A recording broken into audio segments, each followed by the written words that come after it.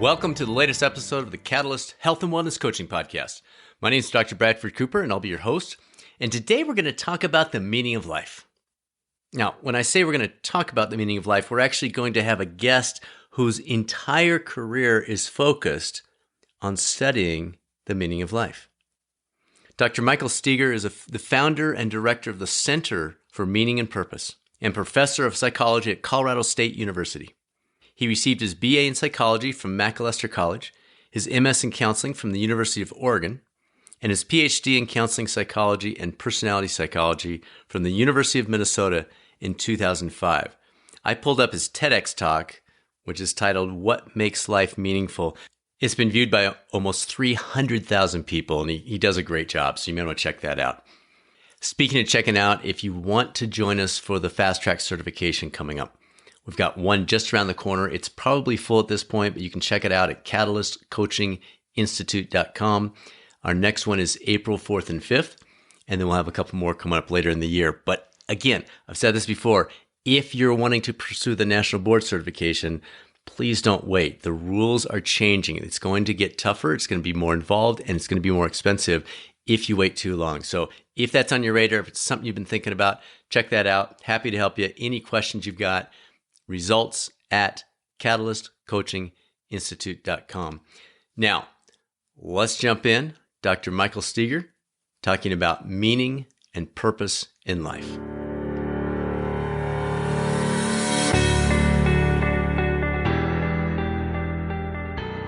Dr. Steger, it's a privilege to have you join us. Thanks for jumping on today. Oh, the pleasure's all mine. Thanks for having me. Absolutely. Our listeners, they know your background from the introduction, but seriously, dude, founder and director of the Center for Meaning and Purpose, that has got to be one of the coolest titles ever. Can you give us the 10,000-foot view of how you ended up here in this role? Oh, that's a really good question. Thanks for supporting the idea of having a Center for Meaning and Purpose. It's a long road to get some of this stuff to gain traction.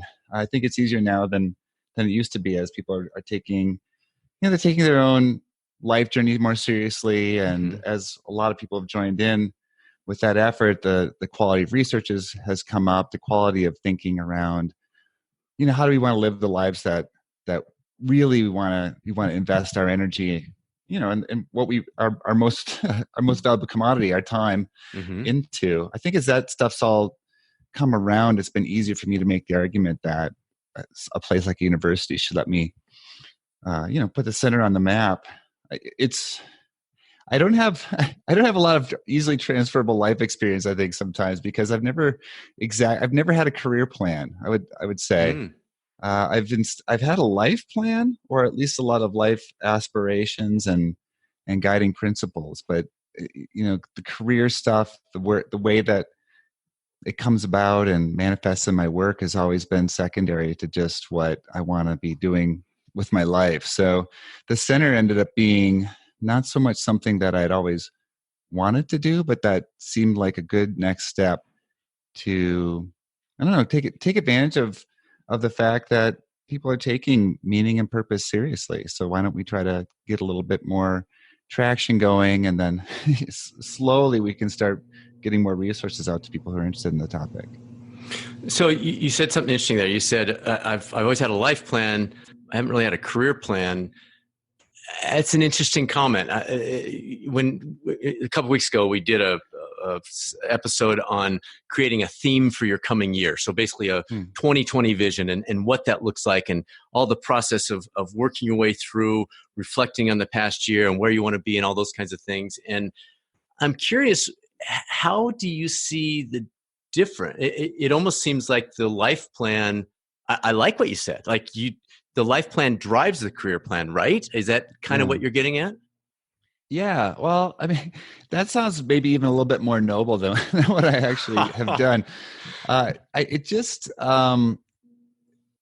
I would say that for better or for worse, I'm really someone who needs to figure out a lot of ways to be intrinsically motivated to do stuff, whatever it is. So I think in a career world, when I thought about me working effectively in the world, it never seemed that realistic to me, just because I, it's hard for me to feel like, um, I can really just drive at a target if I haven't been able to like internalize that target. And a lot of times, the sort of the structures of the real world, the actual world, seem to me to be not that interesting a lot of times. So, like really what I think was pushing it was I just knew I wanted my life to be about sort of first and foremost trying to figure out what we're doing here. How do we live this weird random life that we've been given, whatever traditions I absorbed growing up, and whatever ones I read about, and whatever wisdom I ran across, I was constantly trying to figure out if that made sense to me, and whether I saw that being acted out in the lives of other people, whether that reflected on the mistakes I made. And I just kind of always lost in that, in a sense, lost in that world. I think that paired with just it, so that I guess that's almost like a value that I just wanted to really be active in thinking through what my journey of life, for however long it lasts, is going to be like. And that the other real value that I really just have always sort of had, I think probably the way I was raised and the values my parents gave me, was just, if you can't try to be helpful, and if you can't be helpful, at least don't be hurtful. So that's kind of helped me direct my otherwise pretty self-absorbed, just it lost in my own thoughts, tendencies out into the real world, and out into trying to figure out, well, how does this stuff, is anything that I'm learning useful in any way? And if not, then how can I think about ways to make it useful, or do things that are useful? So I think that's been the real tension in my life, is trying to figure out, what's really interesting, what seems important to me, and then how and in what ways might that be important to the world around me, and what can I hear from people around me that they need, and in what ways can I try to pitch in? So that's kind of been and it's just led me to a lot of different places. And right now I'm a professor, and that's great. But that's, so in that sense, I don't know that I've really been so focused on, I have to find work that fits me more than here's who I am, here's how I live, here's how I try to improve every day, and that will close some opportunities and open others, and then the best of those that seem to help me make my difference in the way that I think I can are the ones I've gone for. See, I think that resonates a lot with a number of people in the audience, because we've got people that are either current or pondering becoming health and wellness coaches, or getting involved in wellness in some way, that it's always been a part of who they are, and helping the people around them, and all that. And I'm intrigued by what you're saying, because I kind of hear the same thing from you. You're saying, I didn't set out to do this. I was listening. I was looking at what was available, and I've continued to move forward, pursuing those values and opportunities to put those values in action. And this is what's happened, at least at this point. Am I hearing you right? Yeah, I think you really nailed it. If I was to draw my schedule out of what I actually spend my time doing over a typical month, I would say about 85% of it I didn't even know was part of the professor job, and I never, you know what I mean? And it's a lot of it. I do. Yeah, some of that is, the sort of stuff that you might expect a kind of squirrely guy like me wouldn't like meetings and all that sort of stuff. But a lot of it is stuff that is incredibly enriching and rewarding for me. That keeps me growing, keeps me challenged. Opportunities to give talks and collaborate with people from around the world, and just be forced to think about how to contextualize this sort of odd area of knowledge that I've dedicated myself to, into a way that makes a difference in the world. And so there's no way I could have planned for this. If I'd, the stuff that I love the most, I don't know how I would have found a way to actually do that without just kind of, going and trying to have those two balances. I mean, I wouldn't I think it's important for other people to consider where this is in their own lives. I don't know what the balance is for each of us. We're all sort of in suspended between, kind of what we owe the world and our obligations and responsibilities, and then the sort of impulses towards growth and self-realization that are within ourselves. And so where we are at different times in our lives, and for different people is varies, and there's no one formula for anybody. But I think that being attentive to that has really been what in that sense, my career is. My career is just trying to figure out what do I sort of need to be doing with whatever level of talents and strengths I have, and then how does that actually serve some need that exists in the world. So I hear a lot of reflection in there. Do you, and I think I know the answer to this, I'm just going to throw it out anyway, just for grins, but do you set time aside on a monthly or quarterly or twice a year basis to sit down with your journal, to reflect, to go back through and say, okay, optimally, I am making a difference with this and this, but is it really? Or am I spinning my wheels? Do I need to change course here? Am I, going along this sea and the wind's changed and I didn't change with it? And like, do you consciously go through that? Or is it more, you just kind of take a day at a time and you see what shows up? It's a really interesting question, because I think it's a little bit of that whole spectrum you kind of laid out, Brad. The nature of what I do has a lot of varying timelines. A lot of moving parts. Yeah, but also I think it's really interesting. So for instance, as a professor, I've now gotten the second of my lifetime's promotions. I'll never get a promotion again. You know what I mean? So I'm kind of like, in that sense, like career ambition. It's a great career for me because I'm not particularly ambitious. So, I don't really have any extrinsic titles to strive for. I won't ever get any more responsibility just unless I want to change jobs. So that's like a 7-year horizon, though. Each of those promotions occur over a period of 7 years. So that kind of like 7-year horizon was there. Grad school took forever. Sure. To get a paper published, I know. You start thinking about the research, and that's another 3 to 5 year timeline in most cases. Right. So I've got these big timelines and, multiple projects on those timelines of the 3 to 7 year sort of things. And then you've got things that just blow up in your face immediately. We had a snowstorm recently out here in Colorado. We got someone said 14 or 15 inches, and shut the university down for the first time in a really long time. It happened over a fall break, but if that happens during the semester, you get a lot of students who suddenly can't show up for the test, who maybe even need to go home and take care of family who've had something happen to them during the blizzard. And then, so that sort of pops up immediately. So I think I'm kind of bouncing around between there. So I use the day in, day out data on kind of like my mental state, the same way I do in my ever frustrating attempts to get in good running shape, which is, I think, a 19-year project now or something absurd like that. I'm not giving up, but man, am I getting a little bit less hopeful. But, so like my mental status will when I feel frazzled, when I feel afraid, I'm trying to pay attention to how I, respond to the kids, what I think when emails come in.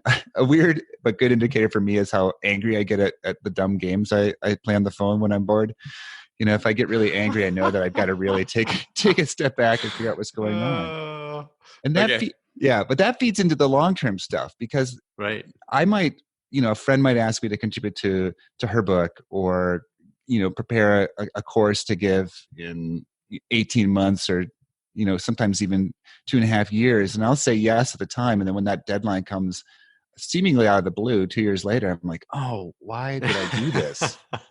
You know what I mean? So then yes, I have to figure out how to use my daily levels of enthusiasm, vigor, or on the other hand, stress and exhaustion, to figure out what in 2 years do I want to be doing with my life. So I think that's the kind of balance. And I think just naturally the life cycle of the kinds of projects that I end up engaging in helps me do that. But I will say this, probably the biggest influence initially, I think I've got a lot of reinforcement in my life now around trying to make a difference. I think because I've intentionally tried to, drift towards people who want to do that as well, and sort of make commitments to that. This is what it's all about. So I get a lot of that, like calling me on whether I'm actually doing any good from my professional colleagues now, and who are friends as well. But initially, I would say that I went from being a therapist to going back to grad school and getting so into the data, I forgot that there are actually people providing the data. It's just really numbers, structural equation models, all of it. I was just like so into that abstract world. My partner, she's we've been like married 20 years now, but we were kind of dating at these important times, and she was always more serious about getting her life going than I was. And she's a speech therapist, and I tell this story. It's apocryphal, so it didn't never happen exactly like this, but I feel like it happened in parts like this almost every week for years.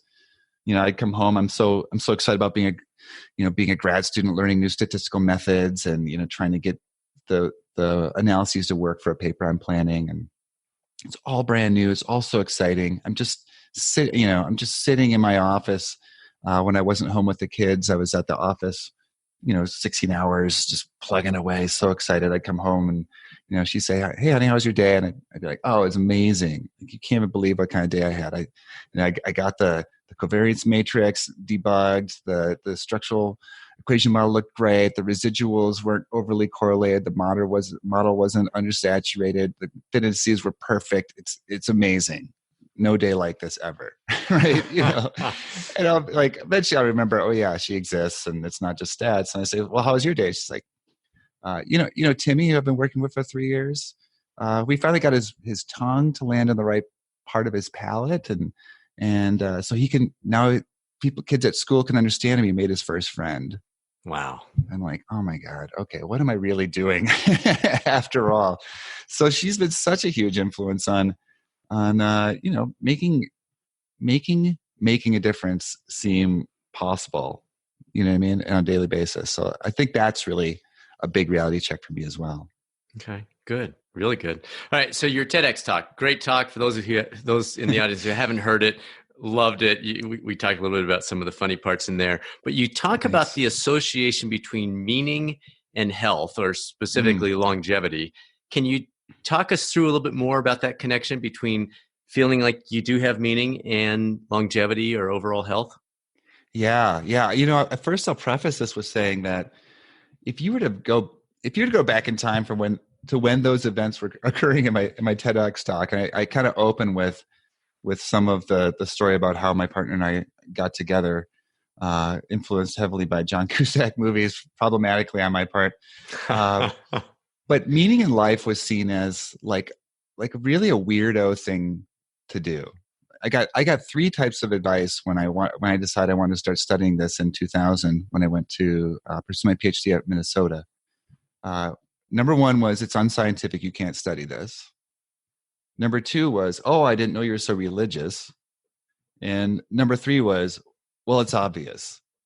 We don't have to study it. You know what I mean? Like, in there was crazy. There was nothing about the scientific process, nothing about the accumulation of knowledge, nothing about a contribution to a broader perspective on being a healthy and flourishing person, full circle, right? So to be where we are now as a field, and so many brilliant people have done just incredible work in this space, and I've been really lucky to throw my own work out there, to be at a point where I can say with confidence, as being someone who, I'm not wedded to the idea. I don't want to be like the meaning guy or a meaning guy. If meaning in life and purpose in life doesn't do what I hope it does for helping people really capture the inspiration to pursue the life that will feel worth living to them, then I'll find something else that does that.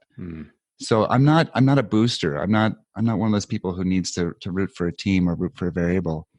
So when I say this, I'm saying this, I believe that, in all honesty, that when I read through the literature on this whole explosion of happiness and well-being and positive psychology, I really only think that within the purely psychological realm, there's only a couple other variables right now that have anywhere near the strength of research data, showing what a cornerstone of flourishing, meaning in life is. Like, maybe we've got I'm pretty sure we've got positive emotions at this point, and probably have positive interpersonal relationships with people.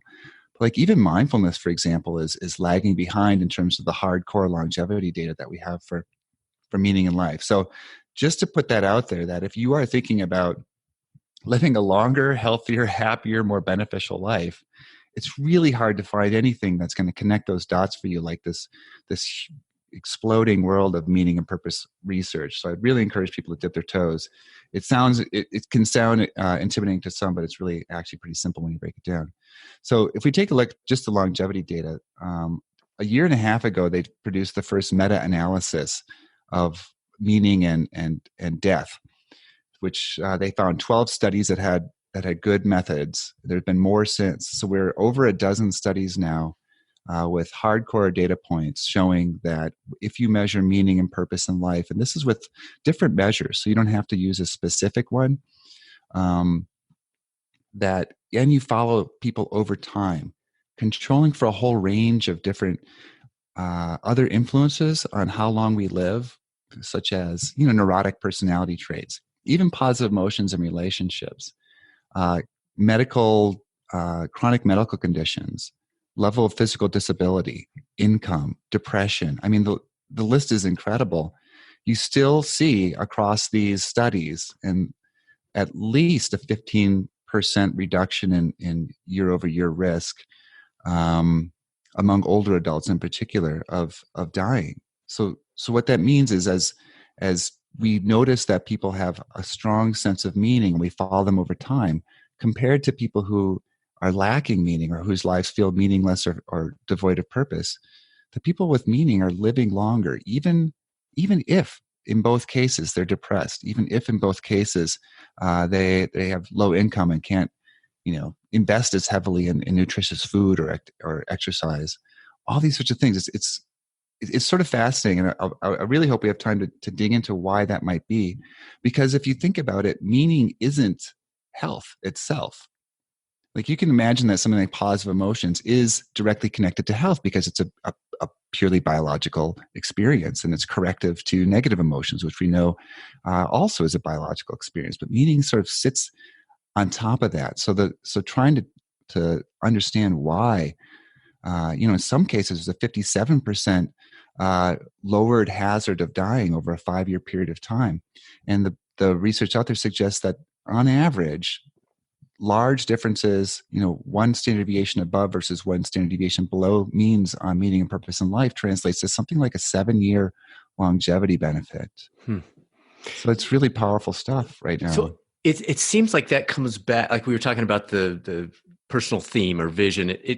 That's wrapped into the why. Why am I getting up in the morning? It seems like that's what you're talking about, is when you're clear, when you have that crystal clear vision about where am I going? What is my reason for getting out of bed today? That seems like, yeah, of course, that would drive that in the right direction. Are you getting pushback on that? Or are you saying, no, Brad, I'm just saying the research is saying, yes, we're not just pondering that idea. It is dialed in and it's been shown over and over across the board. Yeah. So it's exactly that part that you're talking about that we, I think right now we can guess at, but we don't have super strong data for. So I'm always pretty cautious about these claims. We can definitely show and make strong claims to say that meaning in life is related in some fashion, systematically, consistently, and with really tangible results to how long we live and actually how healthy our bodies are. Mm-hmm. What is far less clear is why that might be the case, and there's really a lot of different strands. And you mentioned one of them, which is sort of like a psychological directedness combined with like a kind of like an absence of the purposelessness. If we get up and we have a reason to live, that does infuse infuse our daily life with so much psychological richness. So in that sense, it sort of populates our life with positivity, eagerness, optimism, and a lot of just the psychological mindsets that prime us to take advantage of good opportunities and help buoy us through rough times. The two most researched, or I think probably, well, let's start with the first one. The first most common explanation for the reason why any psychological variable has a health impact is in the stress management model. So stress, we know, shortens our lives, and people who are kind of miserable are more prone to stress, but also stress is unevenly distributed across our population. More stress is placed on women and people of color than it is on other folks in society. But even within all of those different populations, even among folks who are dealing with chronic medical conditions or acute medical crises like a cancer diagnosis, what you can show is that folks who have a sense of meaning in life, their stress reactivity is lower, and their perceived level of carrying stress, what some researchers call allostatic load, is lower as well. That shows up in terms of, heart rate reactance, blood pressure, and a lot of these other sorts of physical indicators that people are stressed out, as well as what they report to folks. So that's one real important model that, if you go all the way back to the beginning of psychology's interest in meaning, it was with Viktor Frankl, who was really trying to explore Nietzsche's idea that, that which doesn't kill me makes me stronger. If I have a why for my life, I can get through any sort of circumstance. And of course, Frankl had to live that in a horrific way in the concentration camps. Yeah. But that idea that if you have something out there that you're pushing for, if life is meaningful to you, you can get through this stuff and you don't sweat the small stuff as much. That does seem to have some research backing for sure. And of course, we know that there's a lot of research linking stress to poor health. Okay, so let's cut to the chase. And you've touched on some of these, but what makes life meaningful? Is it completely unique to the individual, or are there some broader concepts that are coming out of the research? Yeah, I mean, I think one of the interesting pieces of being a human being is how when it fits us, we imagine we're extremely unique, and the rest of the time we think everybody else is exactly like us. So it's right. Like we think about how we should read politics or which sports team should win. We assume a reasonable person will come to the exact same conclusion that we happen to come to. But when someone else is telling us to do something, we're like, yeah, that would work for you, but it wouldn't work for me. And actually, meaning in life research is pretty similar to that. There are broad strokes of common findings from around the world at this point. I would say maybe 50 or 60 nations now have contributed data into what it looks like, what it looks like to be a person who says my life is meaningful, because that's really what we're talking about. We're talking about people volunteering in research using questionnaires or surveys or interviews that, yeah, my life seems meaningful to me. We don't have a test to prove whether they're right. You know what I mean? Like we don't have like, oh, actually, Steger, your life isn't meaningful. You're wrong about that. We don't really have a test for that. I think we'll wait for philosophy to catch up with the science and tell us how to exactly determine whether someone's life is meaningful. But if you feel like it is, that seems to be just as important as being able to demonstrate that it is. It seems to be that we can answer this in two ways. One is, what are people kind of thinking about when we ask them, is their life meaningful? So what are the dimensions of meaning that if we can contribute to those dimensions, we should create this sense that life is meaningful. So the answer in that area is, one, being able to make sense of life. Right? So meaning captures this sense of coherence or comprehension of what's going on around us. That includes who I am and issues of identity. It includes our kind of latent assumptions about how the world works. A lot of us have beliefs that are really buried deep inside of us about the world, like good things happen to good people. Only bad people would be murdered, for instance. Also buried within us are deep beliefs about ourselves. Some of us really have to work to overcome the idea that we're not worthwhile, or that we'll never be successful, or that we don't have anything to offer the world. So that's in this like cognitive basin of this huge schema, this huge mental map that we're constantly updating about the world, how it works, who we are, how we get things done. We update that, and we actually live according to that, it seems like. The second piece about having a meaningful life is about purpose. And this is really about having a very self-relevant, highly valued, consistent with our values, consistent with who we really are at the essence, set of really aspirations for what we want to accomplish in our lifetimes. I think of these, the phrase I often use is that they're like an anchor. These purposes are an anchor we throw into the future. And it's a destination we want to get to. The way we get there, who knows, right? It's like any other map. You can pick 100 different ways to get to New York City, right? So, but it's going to keep us wanting to push towards those outcomes. That'll help organize our behavior. So if you're thinking about, coaching folks, if you can connect like a fitness goal or wellness goal to a sense of purpose, then people keep trying to find paths to get there, even when they hit obstacles. And so purpose is a big important part. Purpose is complicated in and of itself, but I'll just try to dismiss two of the most common misconceptions. One, you don't have to be Gandhi or Nelson Mandela to have a life purpose. You can have a lot of life purposes that fit for you. Like for me, I'm trying to be a good parent, I'm trying to be a good person, I'm trying to make a difference in the world. And that leads to the second one. You can have multiple purposes, and sometimes they pull you in different directions. And then finally, the third piece is we talk about a sense of significance. And this is kind of like a gut feeling thing. So if you're talking with someone and you ask them, is your life meaningful? Or like you feel like there's like a lot of positive purpose and meaning in your life, and they say, yeah. And you say, well, okay, tell me more about that. They're like, oh, I never thought about it. Right? That's like this sort of gut sense, like life is worth living. My life has inherent value. I matter in some way. There's a reason to be. So those three things are kind of, we start to see these around the world when we ask people, when we prompt them to tell us whether life has meaning and purpose. Really, purpose then ends up being a part of meaning, along with coherence or comprehension and significance or mattering. And then the other piece is like that you can answer this question by, if I was to ask you, Brad, what are the parts of life that make it feel meaningful to you, or what in life is meaningful to you? You'd sort of start listing probably some pretty recognizable categories or life domains. And we call these sources of meaning. Sources of meaning are really awesome for folks who want to generate or get into applications around meaning, because it takes this really abstract and kind of fuzzy notion of the meaning of my life and turns it really tangible and even visible at times.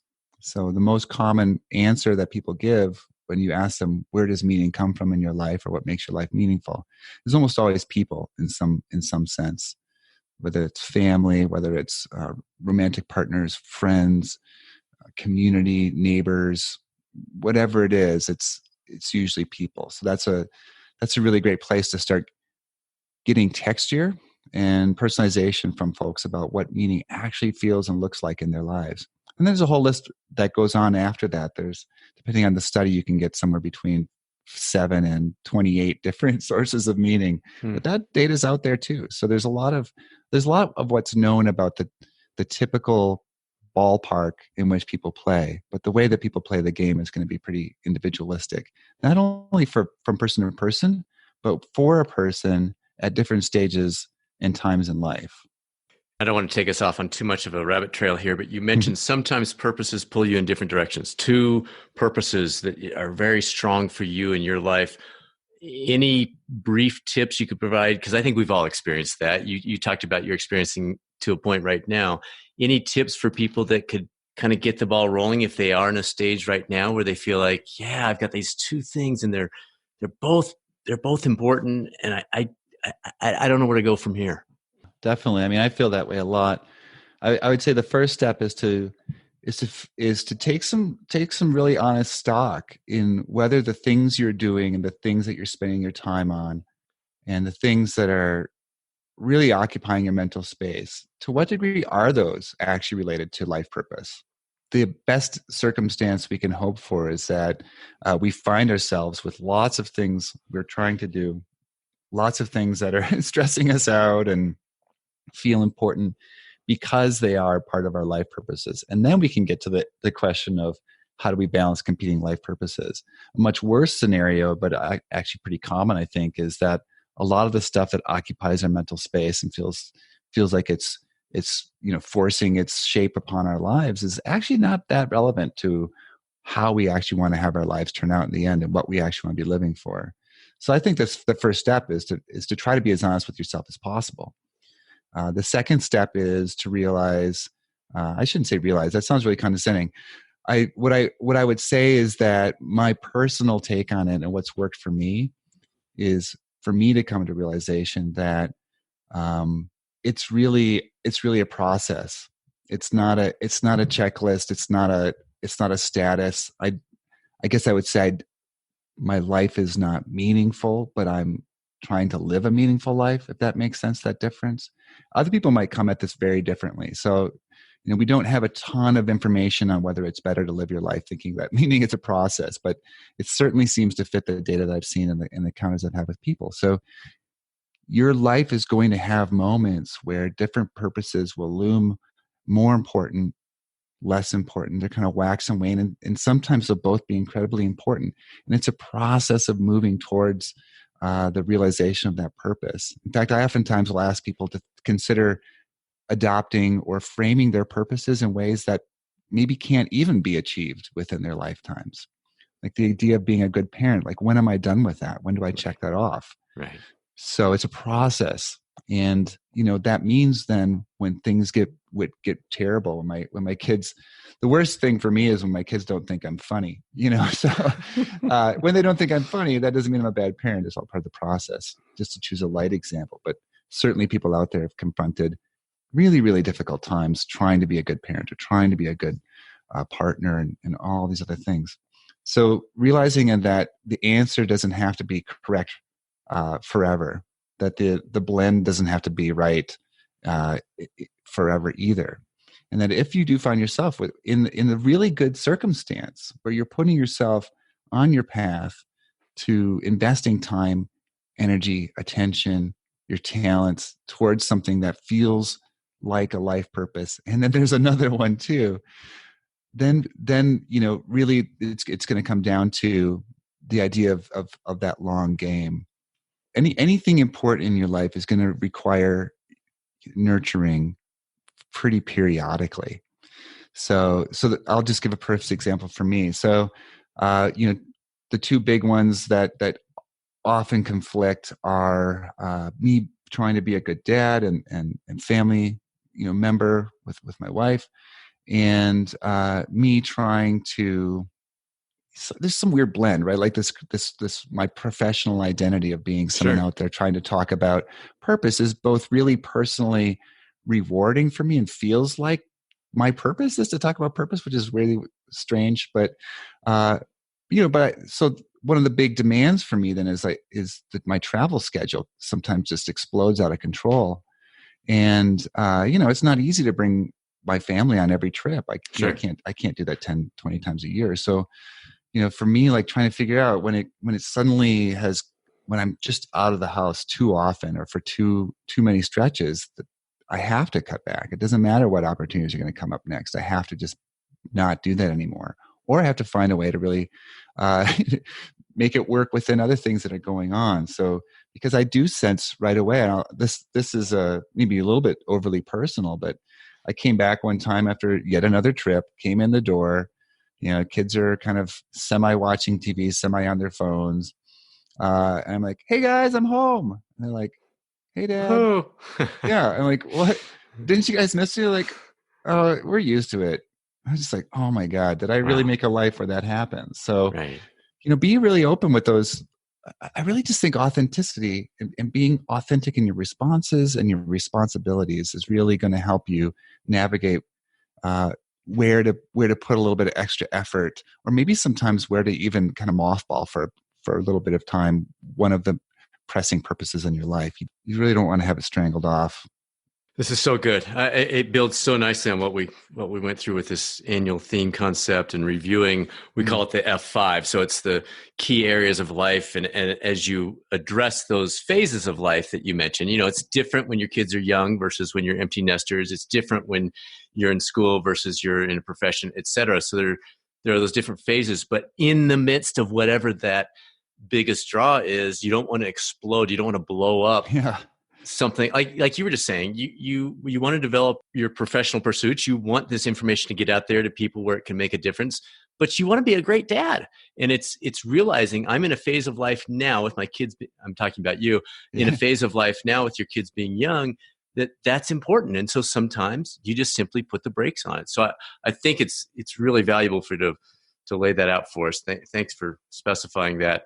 Let's talk about the person who feels their life doesn't have much meaning and purpose, or maybe somebody that's listening is a wellness coach that's working with someone that feels that way, or they have a friend that feels that way. Any beneficial starting points, just kind of getting the ball rolling on which they could build or help somebody else build a little bit? Yeah, totally. This is probably the most common question I get asked. So you'd think I'd have a good answer by now. We'll find out, right? But Here we go. yeah. So the first thing I want to say, this gets linguistically aggravating. The word meaning makes studying meaning a pain in the ass because everything means this or there's meanings of the word meaning and blah blah blah. It gets confusing. So one of the big problems in our field is the idea that um, every life has meaning, but when we say a meaningful life, we usually mean a positively meaningful life. So folks who feel like their lives are meaningless, they're not like absent of meaning. What probably is going on is that their lives have sort of just been, swarmed or, consumed by negative meanings. The idea that there's nothing for me out there in life is actually not the absence of meaning. It's a really toxic meaning to have. So part of that then is this goes to the notion. This really goes to that cognitive side, that coherence or comprehension side. We never turn off the meaning making engine in our mind. It is always working. Every one of your listeners, even if they're bored out of their minds listening to me talk, is still making meaning from what's going on. Everything that happens, we're interpreting. If we're picking it up at all, we're processing that information. And in a sense, once it gets stuck into this sort of, I call it this schema or this giant mental map that we have, once it gets in there, then it takes on a life of its own. So folks who feel like life is meaningful almost always are not completely apathetic about life. They're not some sort of neutral suspension where there is nothing. They actually feel probably they have negative meanings that make life seem unappetizing, that make life seem pointless. So that's, I think, can actually be a pretty powerful insight for folks trying to figure out, what do I do with someone who feels like life is meaningless? Because that seems like you can't convince someone that life is meaningful just by arguing with them. Sure. So really starting with like, well, tell me more. Like, what does life look like to you? Like when you think about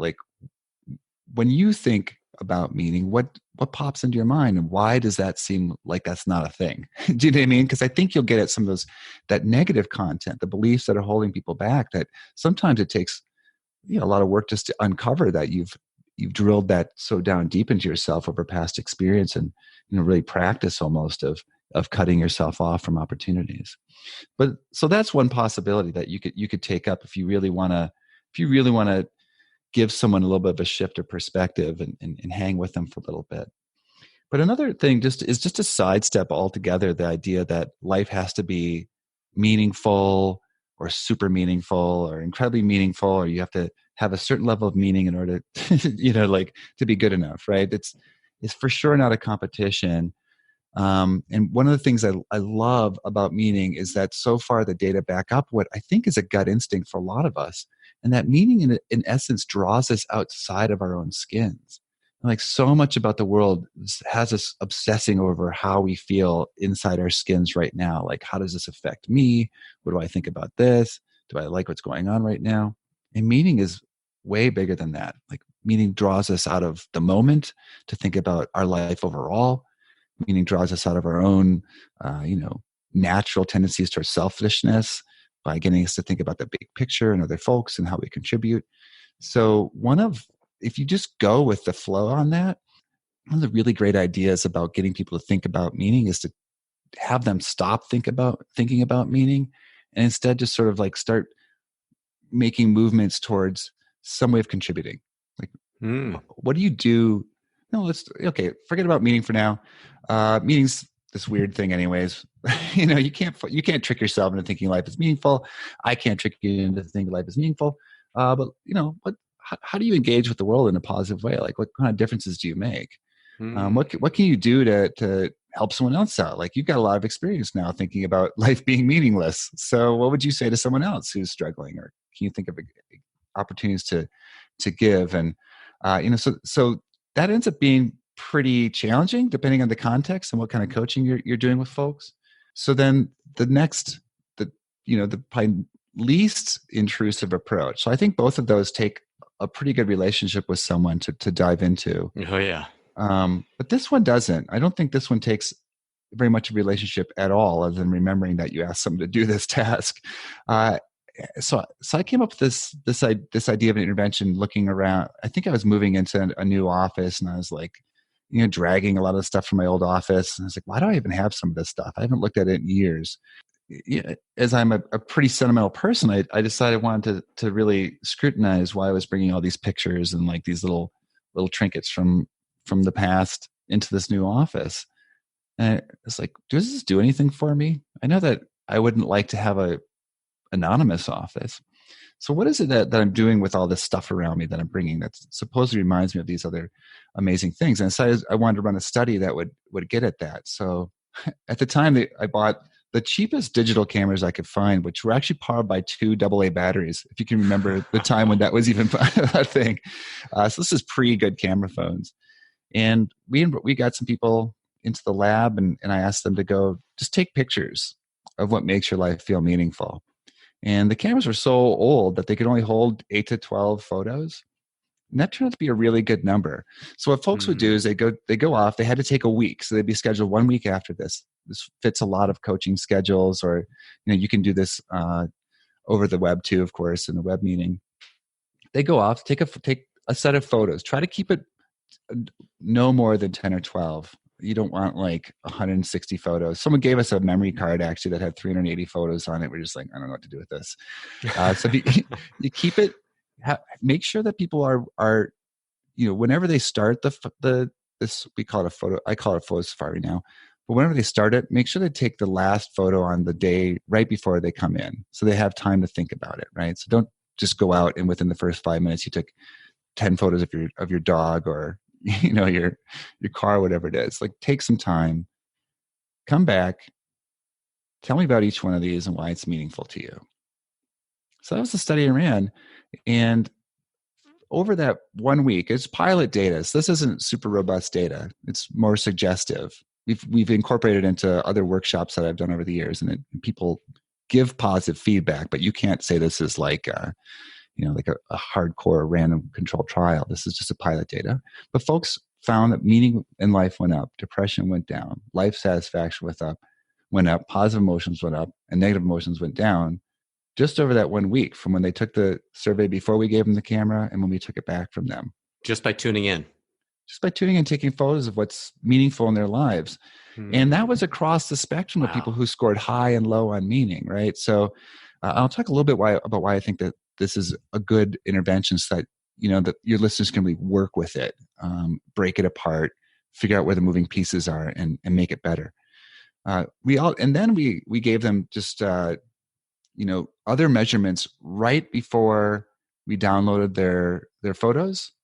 And then we actually put these in PowerPoint presentations. I do everything with PowerPoint, I guess. So we could paste their photo on top, and then they'd have room to type their responses about what each one was like. I think it works better as a conversation, but if you're doing it remotely and only have a little bit of time with your client, you might want to have them do this ahead of time. But just the act then of describing those photos with no social interaction even also increased state levels of meaning. So like how meaningful does life feel right now? Well, it feels more meaningful now that I've described these important sources of meaning in my life. So this is really easy to do. And it's actually a way that we think through the world. It's hard to describe in words a lot of the stuff that's important, vital, meaningful, crucial about life, but we can certainly recognize it when we see it. And even someone who feels like life is meaningless has things that are more or less special to her or him. So that's all we're asking. Like, relatively speaking, there are going to be things that are more meaningful in your life than others. Just take a photo of those, bring it back in. We'll have a quick conversation. No stress. There's no right or wrong answer to this, obviously. And I think it's doing a couple of things. One, like you said, they're noticing and being reminded of these things in their lives. Right? They're going out then into the world and they're saying, oh my gosh, I'm looking at the world with open eyes. And as crummy as things feel, like, look at this stuff. This is not so bad. Right? We've got beautiful mountains to look at now, don't we, Brad, out here in Colorado? Because of gorgeous. that huge dump we had. Another thing they're doing then is what I think was happening with the office is that I've like endowed this thing with meaning now. this like rock from Chaco Canyon in New Mexico, whatever it is, or what, this picture of, my kids' feet at the beach, their toes in the sand. Like that's a meaningful thing for me now. I've said it.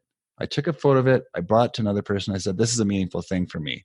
So when I go see that thing again, that's not going to be lost on me that I went out of my way to say, you know what, this is one of the this 10 matters. Or 12. Yeah, this matters. Yeah. So I think those are the moving pieces. And of course it gets a conversation going in a non-pressure situation.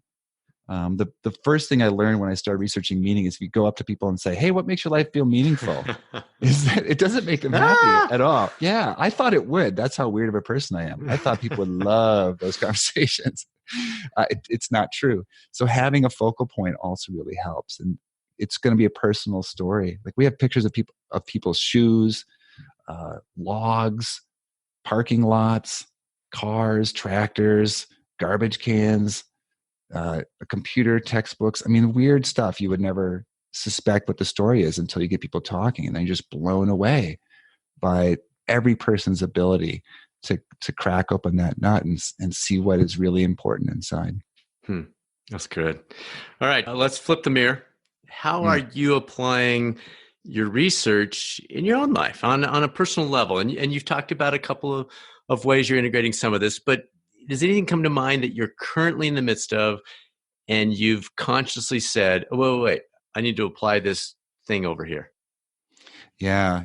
So a lot of the things that made a difference in my life have a common theme, and as sort of like a backstory, I'm happy I study meaning because even though that gets lumped in with positive psychology and happiness, and most people who know me or even get to know me are like, why would I think I could learn anything about happiness from you? Right? I'm not like a naturally happy person. I don't actually think about happiness very much. I do think about what everything's all about. And so you can imagine I can be a little bit of an aggravating person during bar talk. Just eventually I end up talking about like, hey, we're going to die someday. What do you think about that? Right. So, so I've got a slightly unnatural take on a lot of this stuff that is really, I kind of always have in my head, like the bitter and the sweet about life. And I tend more towards the bitter. Like I reflect on, the worst things I've done to people. I reflect on the fact that everything I love is impermanent.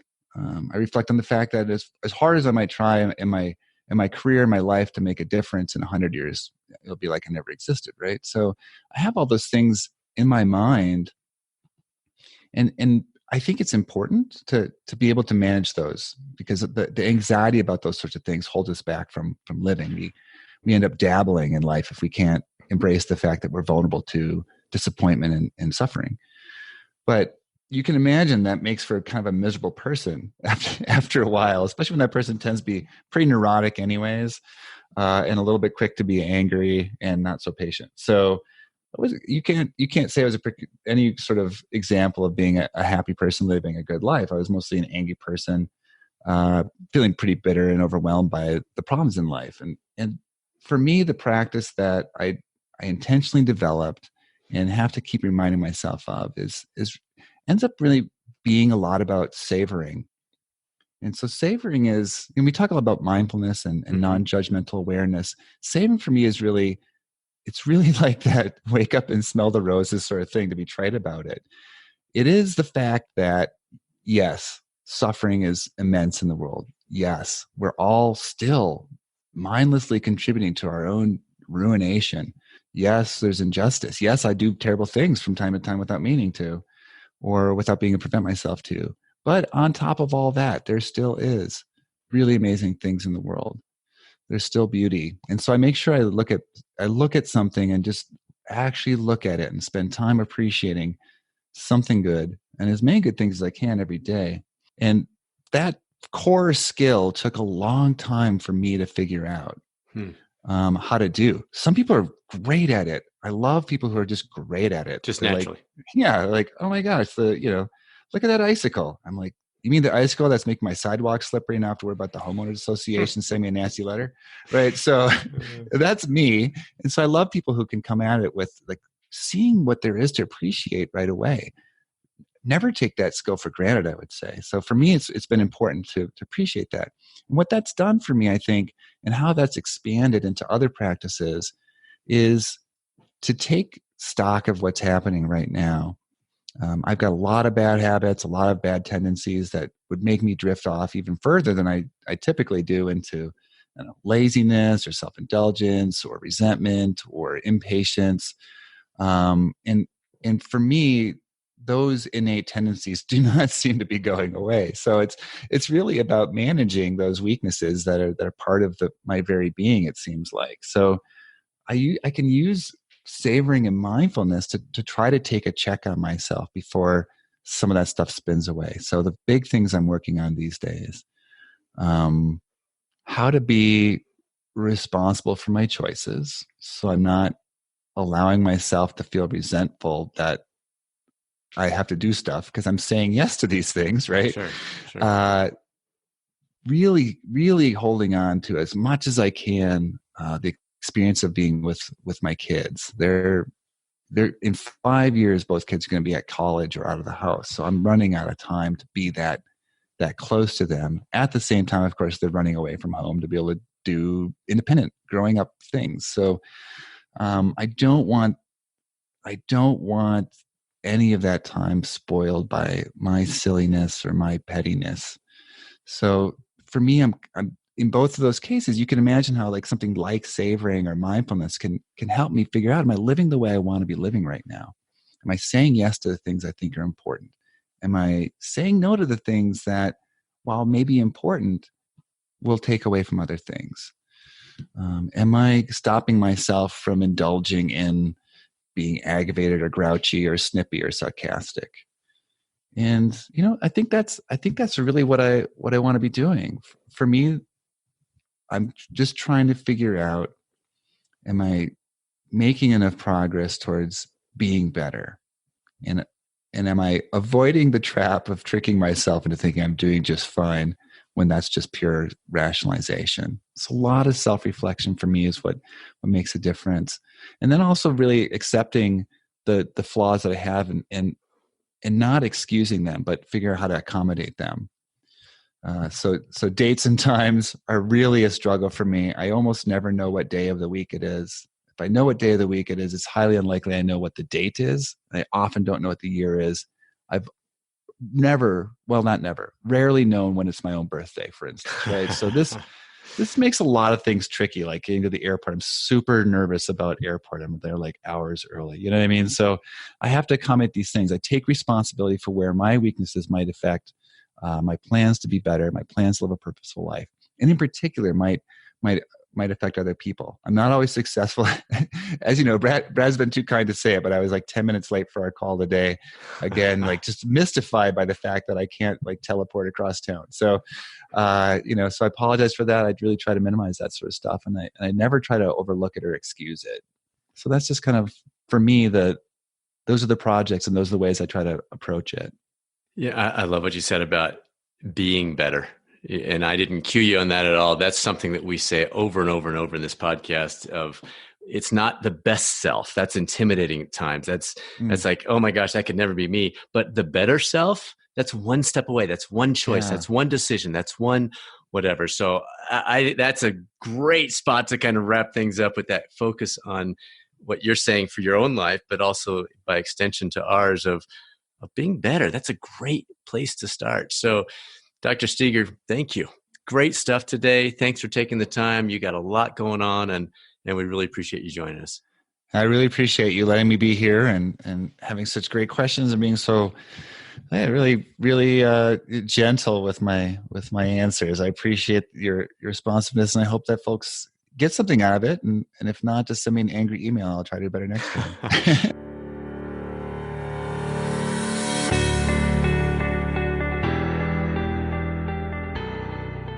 Another big thank you to Dr. Michael Steger for joining us today. He and I have been working on getting this on the calendar for probably close to a year. He's just got a crazy schedule, and I really appreciate how generous he was with his time today. I hope you enjoyed it. If you want to follow him, you check into his studies he's been involved with, reach out to him for anything. You can either Google him, Michael Steger, Colorado State University, or his email is michael.f as in Frank, .steger, Steger, at colostate.edu. So feel free to do that. I think he'd love to hear from you about some of the things we talked about today.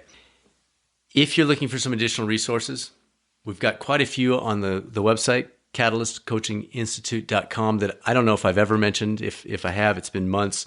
We have a book list. We're getting asked all the time, what are some books I should be reading? What are the resources that I should be looking into? And so we put together a list. You can see that on the website.